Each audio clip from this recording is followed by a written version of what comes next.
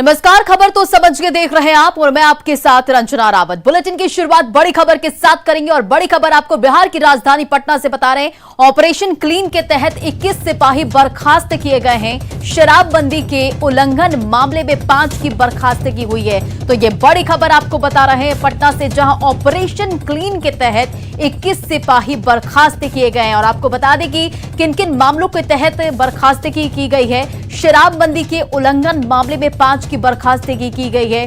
वहीं भ्रष्टाचार के मामले में 3 सिपाहियों के खिलाफ कार्रवाई की गई है। 5 साल से अनुपस्थिति 11 सिपाही इस मामले में बर्खास्त किए गए हैं। तो ये बड़ी खबर आपको पटना से बता रहे हैं, जहां ऑपरेशन क्लीन के तहत 21 सिपाही बर्खास्त किए गए हैं। आपको बता दें चले कि शराबबंदी के उल्लंघन मामले में 5 की बर्खास्तगी की गई है। भ्रष्टाचार के मामले में 3 सिपाहियों के खिलाफ कार्रवाई की गई है। वहीं 5 साल से अनुपस्थिति के मामले में 11 सिपाही बर्खास्त किए गए हैं।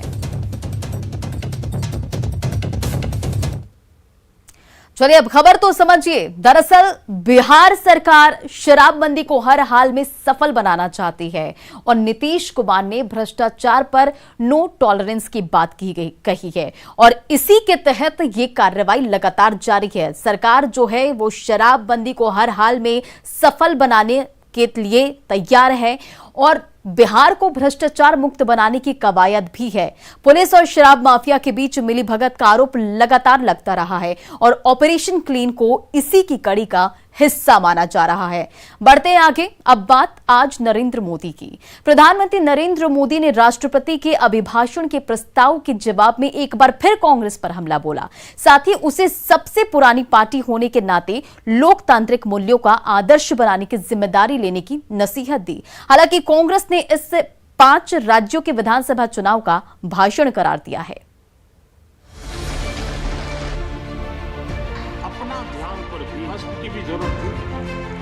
राज्यसभा में बजट सत्र के दौरान राष्ट्रपति के अभिभाषण प्रस्ताव का प्रधानमंत्री नरेंद्र मोदी ने बचाव किया। इस दौरान उन्होंने अपनी सरकार की उपलब्धियां गिनाई। साथ ही कोरोना महामारी की चुनौतियों के बीच अगले 25 साल के लक्ष्य को विस्तार से सदन में रखा। इतने लंबे कालखंड के लिए मुफ्त राशन की व्यवस्था लाखों परिवारों को, गरीबों को पक्का घर देने के अपने वादे की दिशा में हम लगातार चलते रहे। 5 करोड़ ग्रामीण परिवारों को नल से जल पहुंचाने का काम करके एक नया रिकॉर्ड प्रस्थापित किया। आप भी अधीर रंजन जी जैसी गलती करते हैं। आप थोड़ा पीछे देखिए। जयराम जी ने पीछे जाकर के 2-3 लोगों को तैयार किया हुआ है इस काम के लिए। अभी थोड़ी देर में शुरू होने वाला है। और जब तक महामारी रहेगी तब तक सरकार गरीब से गरीब परिवार का जीवन बचाने के लिए जितना खर्च करना पड़ेगा इकट्ठा करने के लिए प्रतिबद्ध है।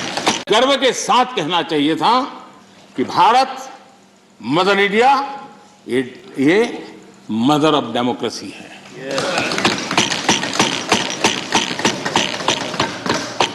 डेमोक्रेसी डिबेट ये भारत में सदियों से चल रहा है। भारत के लोकतंत्र को सबसे बड़ा खतरा परिवारवादी पार्टियों का है, ये मानना पड़ेगा।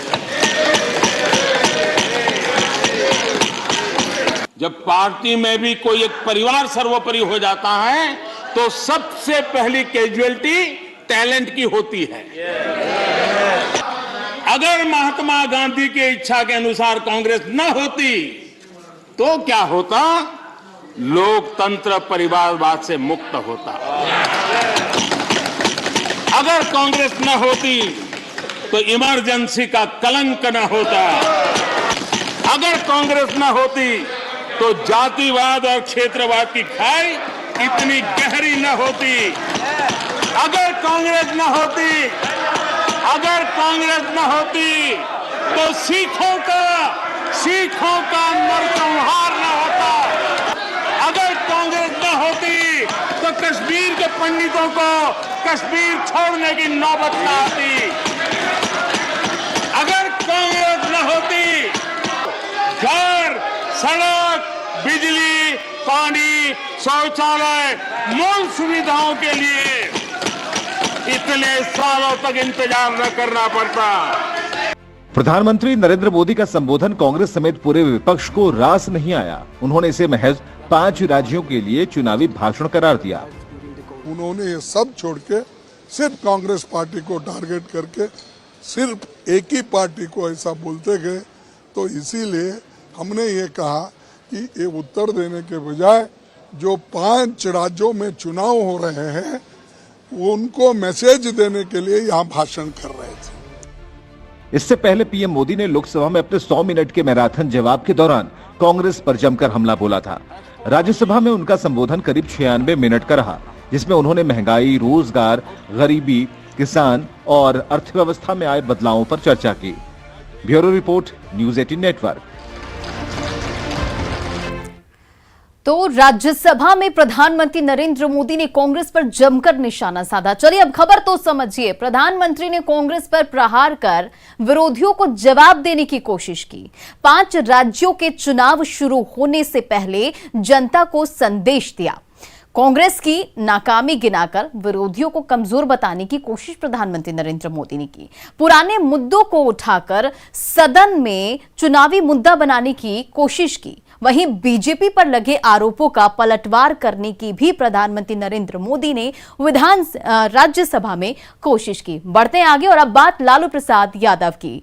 आरजेडी अध्यक्ष लालू प्रसाद एक बार फिर राजनीतिक वापसी की इच्छा जताई है। लालू ने फिर चुनावी मैदान में उतरने की बात कही है। न्यूज़ 18 से खास बातचीत में लालू प्रसाद ने कहा कि कानूनी बंदिशें हैं, जल्द ही उसे दूर कर जनता के बीच चुनावी मैदान में जाएंगे। लालू ने तेजस्वी को पार्टी की कमान सौंपे जाने पर भी खुल के बात की है। देखिए, विशेष तौर पे बात करने के लिए हमारे साथ लालू प्रसाद यादव जी हैं।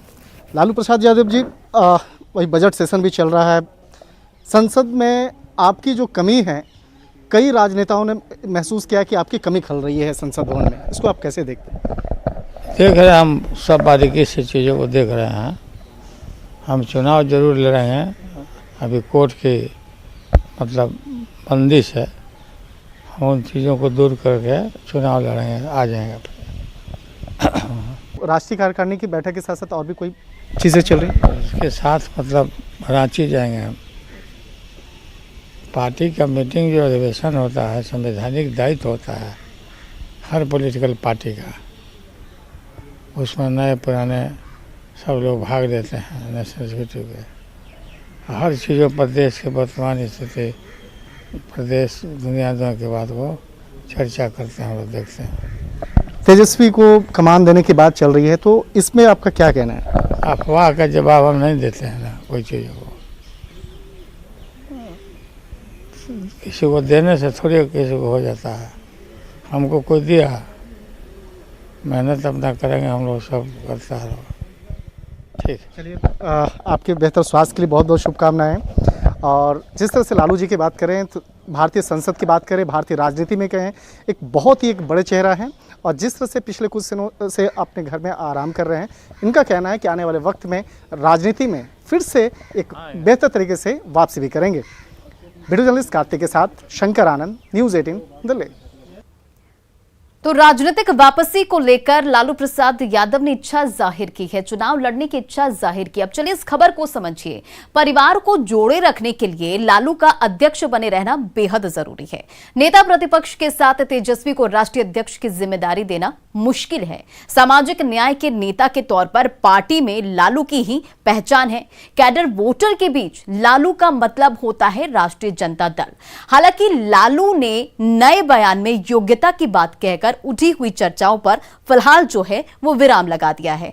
चलिए बढ़ते हैं आगे और अब अगली खबर की रुख करते हैं। बार बार हादसों के बावजूद धनबाद कोयलांचल में कोयले का अवैध उत्खनन लगातार जारी है। एक हफ्ते के भीतर दूसरा बड़ा हादसा हुआ। धनबाद के महुदा इलाके में अवैध तरीके से कोयले की कटाई के दौरान चाल धंस गया, जिसमें एक युवक और बच्ची की मौत हो गई। बड़ा सवाल यही है कि आखिर कोयले का काला खेल किसकी शह पर चल रहा है। देखिए ये रिपोर्ट।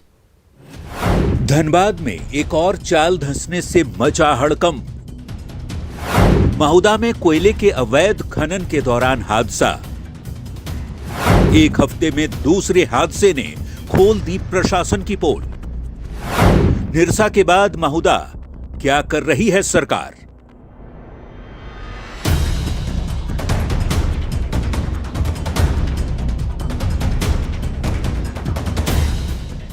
धनबाद जिला प्रशासन एक बार फिर सवालों के घेरे में है, क्योंकि हफ्ते भर के अंदर अवैध कोयला खनन के मामले में एक और चाल धंसने से बड़ा हादसा हो गया है। इस बार निरसा नहीं, जिले का महुदा थाना क्षेत्र में चाल धंसा है। हादसे में एक युवक और मासूम बच्ची दब गई। दोनों को आनन फानन में पुलिस ने स्थानीय लोगों की मदद से बाहर निकाला और अस्पताल में भर्ती कराया। बताया जाता है कि मलबे में 6 लोग अब भी दबे हैं। पुलिस जेसीबी से मलबे को हटाने में लगी है।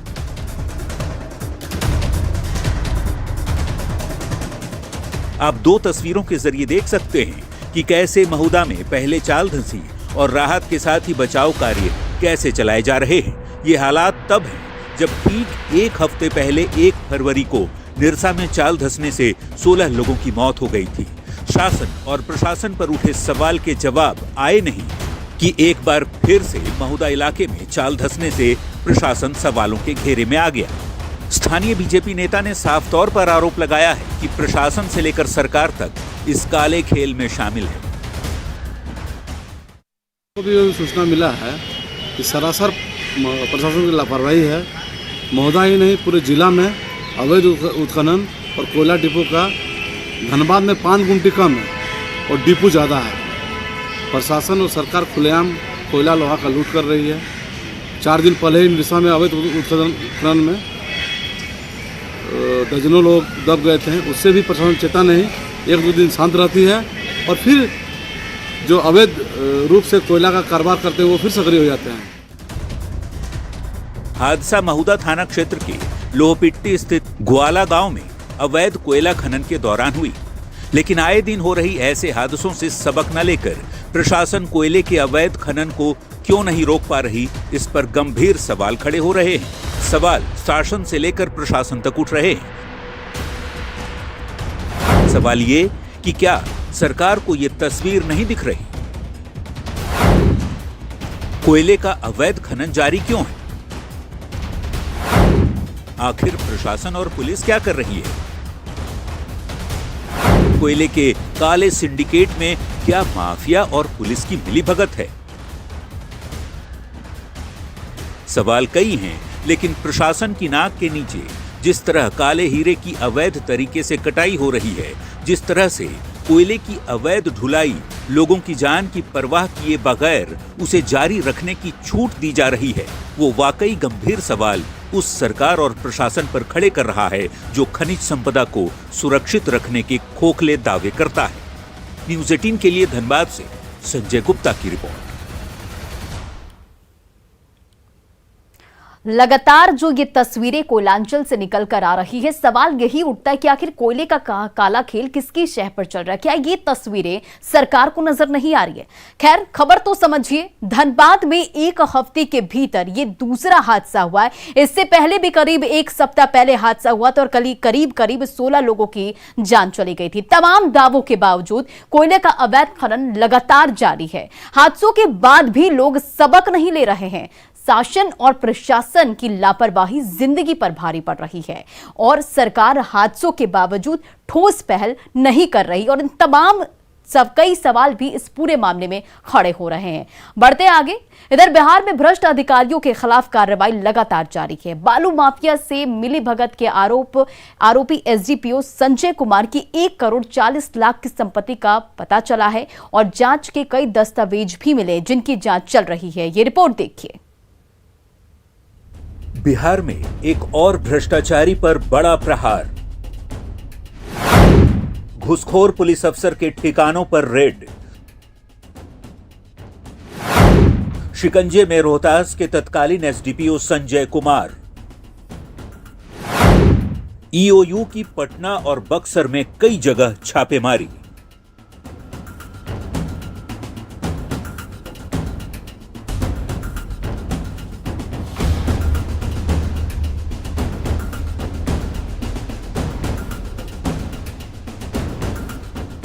बिहार में भ्रष्टाचार को लेकर सरकार की ओर से एक और बड़ी कार्रवाई की गई है। अवैध बालू के खनन मामले में रोहतास के तत्कालीन अनुमंडल पुलिस अधिकारी संजय कुमार पर आर्थिक अपराध इकाई की टीम ने शिकंजा कस दिया है।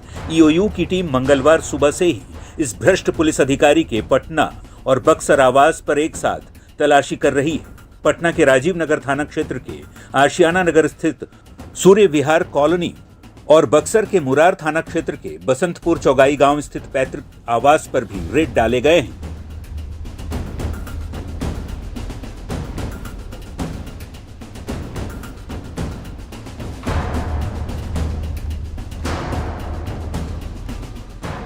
संजय कुमार पर बालू माफिया से सांठगांठ का आरोप है। इसी आरोप भ्रष्टाचार अधिनियम के तहत उन पर कार्रवाई की जा रही है। बक्सर के मुरार थाना क्षेत्र में पटना से पहुंची आर्थिक अपराध इकाई की टीम ने छापेमारी की। एसडीपीओ संजय कुमार के खिलाफ ईओयू ने 7 फरवरी को आय से अधिक संपत्ति का मामला दर्ज किया था। उनके खिलाफ पहले से ही विभागीय कार्रवाई चल रही है। रोहतास जिले के डेहरी में पदस्थापित रहे एएसपी संजय कुमार पर सोन नदी से बालू खनन के मामले में करोड़ों रुपए की हेराफेरी का आरोप है। भ्रष्टाचार के आरोप लगने के बाद पुलिस अधिकारी संजय कुमार को पहले निलंबित किया गया और फिर उनके खिलाफ एफआईआर दर्ज की गई है। रोहतास जिला के डेहरी ऑन सोन के तात्कालिक एएसपी संजय कुमार के कई ठिकानों पर छापामारी चल रही है। पटना के अलावे बक्सर के ठिकानों पर छापामारी चल रही है। बता दें कि सोन नदी से जो बालू उगाही का मामला था, बालू खनन का मामला था, उसी मामले में लगातार संजय कुमार पर कार्रवाई हो रही है। बताया जाता है कि जब उनकी पदस्थापना डेहरी ऑन सोन में थी, उस समय लगातार कई अधिकारियों पर गाज गिरे थे। उसमें संजय कुमार भी थे, जिन पर करोड़ों रुपए के बालू के हेराफेरी का आरोप है। बता दें कि अवैध बालू खनन मामले में भ्रष्ट अफसरों पर लगातार सरकार शिकंजा कस रही है। अब तक दर्जनों अफसरों का निलंबन हो चुका है। इसमें 2 एसपी, 4 एसडीपीओ समेत पुलिस और प्रशासन के कई अफसर शामिल हैं। इन सभी भ्रष्टाचारियों के दर्जनों ठिकानों पर छापेमारी हो चुकी है, जिनमें करोड़ों की अवैध संपत्ति का पर्दाफाश भी हुआ है। Bureau report, news 18। चलिए, पूरी रिपोर्ट आपने देखी, अब खबर तो समझिए। बिहार में बालू का अवैध उठाव लगातार जारी है। सरकार के एक्शन का माफिया पर कोई असर नहीं पड़ रहा है, क्योंकि जिस तरह से तस्वीरें निकल के सामने आ रही है वो इसका जीता जागता सबूत है। पुलिस पर ऐसे भ्रष्टाचार के आरोप लगते रहे हैं। घुसखोरों पर कार्रवाई के बावजूद भी खनन नहीं थम रहा है। पुलिस तंत्र को करप्शन फ्री करने की जरूरत है। और फिलहाल इस बुलेटिन में इतना ही। बने रहे आप न्यूज़ 18 बिहार झारखंड के साथ।